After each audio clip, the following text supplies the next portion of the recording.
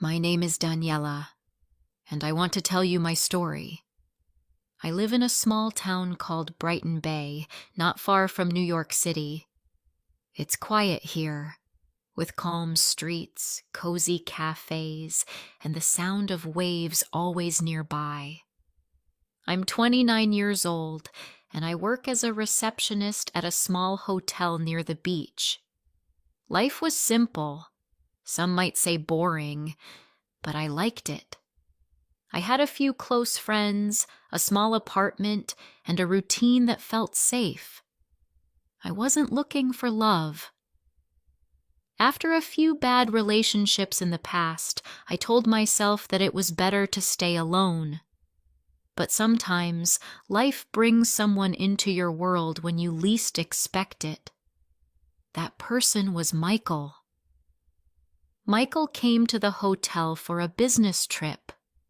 He looked different from the usual guests, calm, polite, and a little tired. He had soft eyes, a gentle smile, and a quiet way of speaking.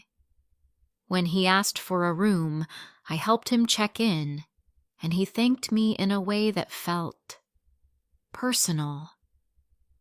I noticed the way he looked at me, not in a bad way, just kind. I smiled back without even meaning to. The next morning, he came down to the lobby and asked for directions around town. I told him where to get the best coffee, where the beach was nice and quiet, and which seafood restaurant locals liked best. He listened to me carefully, really listened, and I liked that. Most people don't. After that, we started talking more. He stayed for 2 weeks. Every evening when his work was done, he would come to the lobby and we would chat. Some days we walked along the beach. Other times we sat on a bench near the lighthouse. We talked about life, books, music, dreams. He told me about the stress of his job in the city. I told him about my quiet life here. I felt comfortable with him. I felt seen. One night we were walking by the water. The stars were out and the breeze was soft.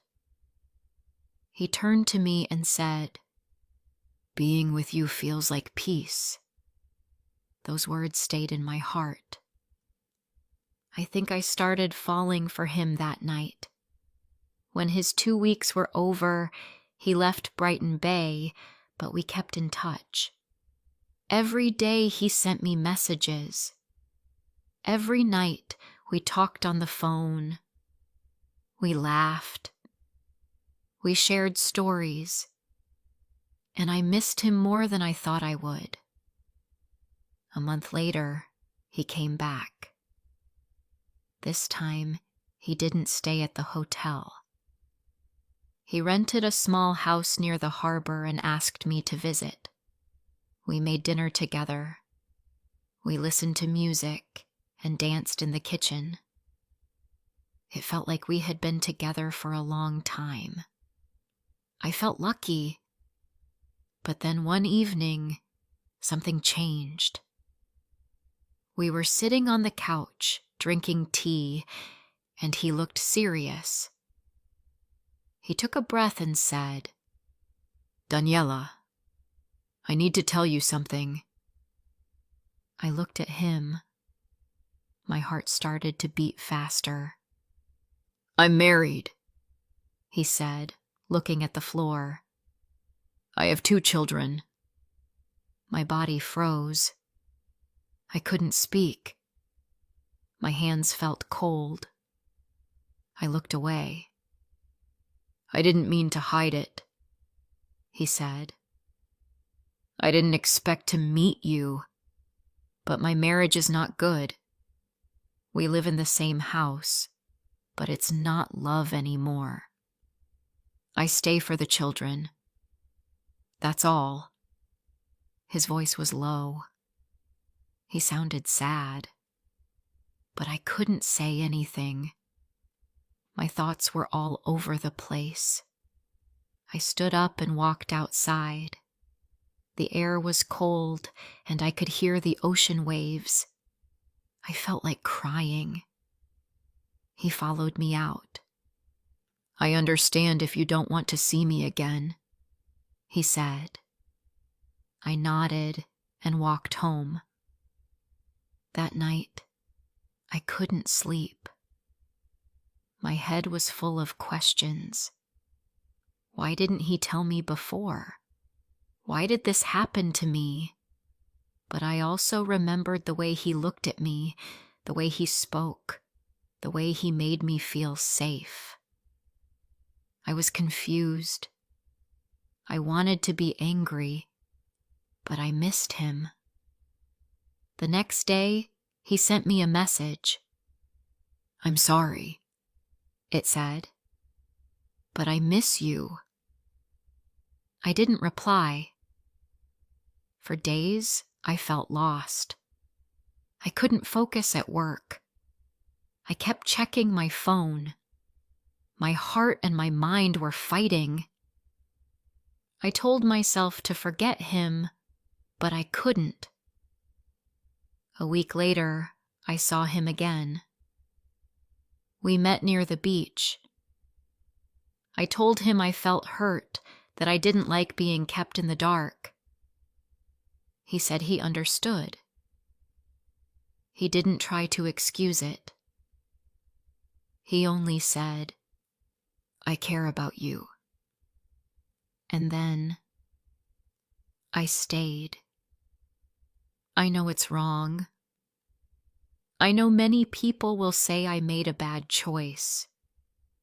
I know I became the other woman. But at that time, I wanted to believe him. I wanted to believe this was temporary, that maybe one day he would leave his wife, that maybe he would choose me. So we continued in secret. He visited Brighton Bay once or twice a month. He stayed in that little house. I went there after work. We ate together. We talked. Sometimes we watched old movies or just sat in silence. It felt real, but also like a dream that could end any time. We never went out together. We never held hands in public. No photos, no dates, no future plans. Just small moments in a quiet house. But in those moments, he made me feel special. He listened to me. He remembered the little things I said. He helped me cook, made me laugh, brought me books I mentioned once. He made me feel loved. Still, deep inside, I knew the truth. I was not his first choice. I was not part of his real life. I was something on the side, something easy, without problems. And yet, I didn't leave. Why? Because I loved how he made me feel. Because I believed him. Or maybe, because I was afraid to be alone. Those quiet nights with him gave me something to hold on to. Even if it hurt, it was better than nothing. But slowly, things started to change inside me. I stopped smiling the way I used to. I waited for his messages more than I should. I made my schedule around his visits. I said no to friends. I stayed home, always waiting for him to call. My world became smaller. Just him and silence. Sometimes I stood on the beach and asked myself, is this love? Or am I just lost? And I would tell myself, wait, maybe one day things will be different. But the questions didn't stop. They grew louder. The weeks passed, and I stayed in that quiet world, waiting for Michael. I still loved him, but something inside me was changing. I started to feel tired, not just in my body, but in my heart. I was always waiting for a message, waiting for a visit, waiting for love that was only mine for a few hours at a time.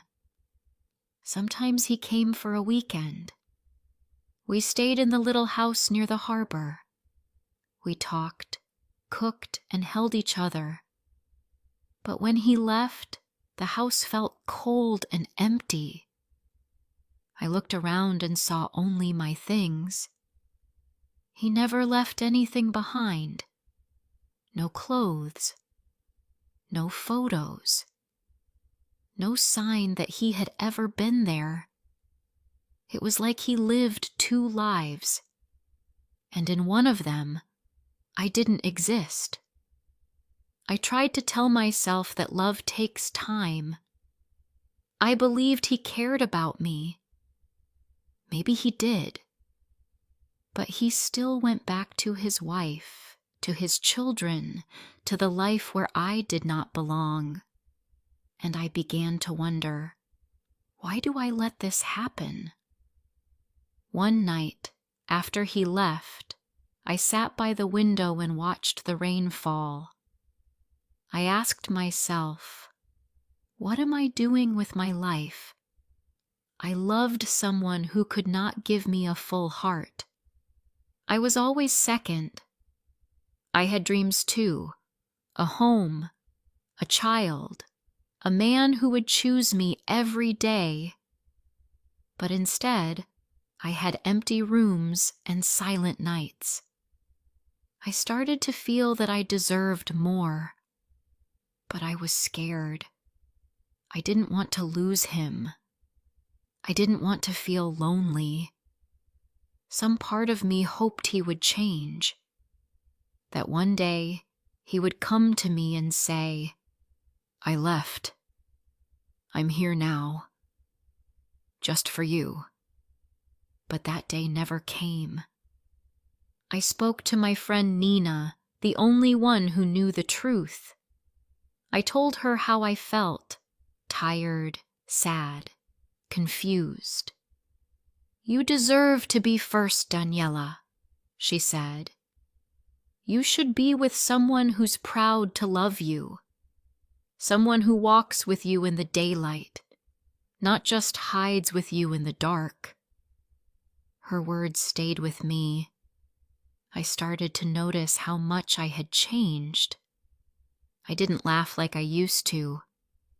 I didn't go out. I always checked my phone.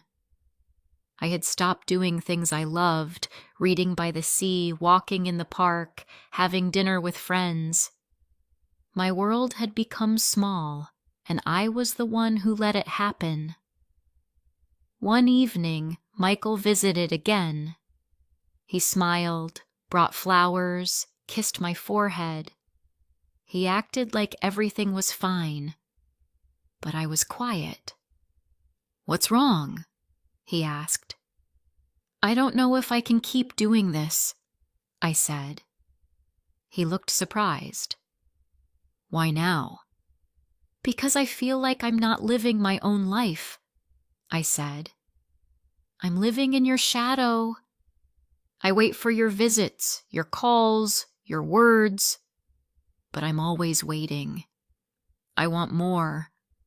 I need more. He sat down and said nothing for a while. Then he said, I love you, Daniela. You know that. Then why don't you choose me? I asked. He looked away. It's not that easy. I have children, a family. And what am I? I asked softly. Just a secret? He didn't answer. That night I cried again. Not because he was cruel. He wasn't. but because I finally saw the truth. He would never leave. Not for me. Not for anyone. After he left, I didn't message him. I didn't call. I needed time to think. I walked by the beach every morning before work. I let the wind touch my face. I watched the waves and thought about my life. What did I want? What made me happy? Slowly, I remembered the old me, the girl who loved long walks, coffee with friends, books by the fire. I missed her. I also thought about love. What does real love look like? Not just flowers and kisses, but someone who stands with you in the open. Someone who says, "You're mine," without fear. I didn't have that. Not with Michael. I started writing in a notebook every night. Just thoughts and feelings. It helped me understand what I wanted. And every page I filled made me a little stronger. Michael still sent messages. "I miss you. I'm thinking about you. Can I see you?" But I didn't answer.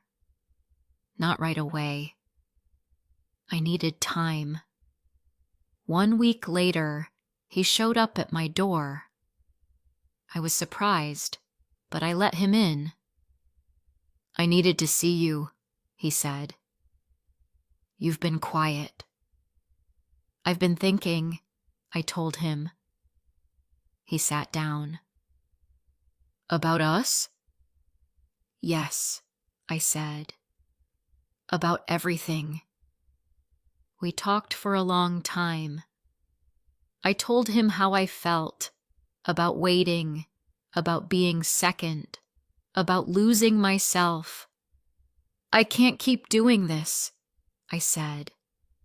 "I love you. Maybe I always will. But I need a real life. I want to be with someone who can give me all of their heart, not just a part." He looked sad. "I can't leave them, Daniela. I've tried to imagine it, but I can't do that to my children." I nodded. I understood. But I also understood something else.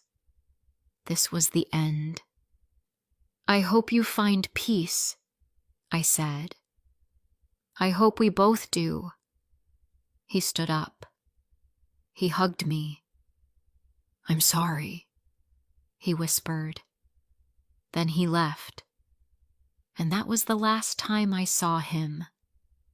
That night I cried again, but it felt different. The pain was real, but it was also clean, like a deep breath after holding it too long.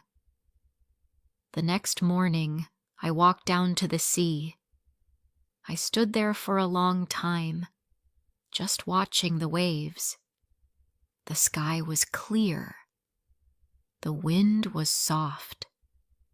I felt something I hadn't felt in months. Calm. I knew healing would take time, but I also knew I had taken the first step. For the first time in a long time, I was not waiting for a message. I was not checking my phone. I was just standing there with myself. And that was enough. For now. Months passed after I said goodbye to Michael. At first, the days felt long and heavy. I missed him. I missed the way he smiled, the way he held me, the small things we used to share. Some mornings I wanted to call him. Some nights I cried in bed, holding my pillow close, remembering the sound of his voice. But slowly, things began to change. I started spending more time with my friends again. Nina invited me for coffee every weekend. We talked and laughed. Sometimes we sat in silence, just enjoying each other's company. It felt good to be around people who loved me for me, with no secrets, no lies. I also returned to the things I once enjoyed. I began reading again, soft stories, quiet ones, about love and hope. I walked on the beach every evening. I watched the sunset and listened to the sound of the waves. The sea always made me feel calm. It reminded me that life moves forward, no matter what happens. I also started working on my goals. I took a small class at the community center, something simple about writing stories. I didn't tell many people about it. I just wanted to try something for myself. Each week, I wrote a few pages about my thoughts and dreams. It felt good to write. It helped me heal. One evening after class, I was walking home when I stopped by a bookstore near the corner. I hadn't been there in a long time. Inside, I saw a man looking at travel books. He smiled when he saw me, and I smiled back. He looked familiar, but I couldn't remember where I had seen him before. He walked over and said, "Hi. You're in the writing class, right?" I nodded. "Yes, I am." "I just joined last week," he said. "I'm David." We talked for a few minutes about the class, about books, about the cold weather. It was nothing special, but something about his voice made me feel at ease. The next week, he sat near me in class. After class, we walked together to the cafe across the street. We talked about simple things, family, work, favorite food. He was kind. He listened. And when I spoke, he looked into my eyes. I didn't feel nervous. I felt calm. We started meeting after class more often, sometimes for coffee, sometimes just a short walk. He didn't ask me about my past. He didn't push. He was patient. One evening, we sat near the beach on a wooden bench. The sky was orange and the air was cool. I looked at him and said, "Can I tell you something?" "Of course," he said. "I was in a relationship before. It wasn't good. He was married. I waited for him for a long time. I loved him, but I was always second. I don't want that kind of love again." He was quiet for a moment. Then he said, "Thank you for telling me. I think you're brave, and you deserve better." That night, I went home with a warm feeling in my chest. Not because I was falling in love, but because I felt understood. Weeks turned into months. David and I spent more time together. We went for walks, watched movies, and talked about our dreams. He never rushed me. He never asked for more than I could give. I started to smile more. I laughed without pain. I felt free. One day, I looked in the mirror and saw something I hadn't seen in a long time. Myself. Not the sad girl who waited for messages. Not the woman who cried alone at night. But Daniela, strong, gentle, and alive. David became a part of my life slowly, like the sun rising after a long night. He didn't try to fix me. He just stood beside me. And in his quiet way, he showed me what real love can look like. One evening, we were sitting in the park watching children play. "Do you ever want a family?" I asked. "Yes," he said. "One day, with the right person." I smiled. Me too. We didn't need to say more. I knew now that love doesn't have to hurt. It doesn't have to be hidden or painful. Love should feel safe. It should feel like coming home. Looking back, I don't regret my past. It taught me important lessons. I learned that love without respect is not enough. That waiting for someone who cannot choose you will only bring pain. That no one else can give you peace. You have to find it inside yourself. And now, I have peace. I have hope. I have love. Not from someone who hides me, but from someone who walks beside me. If someone asked me today, was it worth it? I would say yes. Because through all the sadness, I found myself. And in finding myself, I opened the door to a new kind of love, a better one I truly deserve.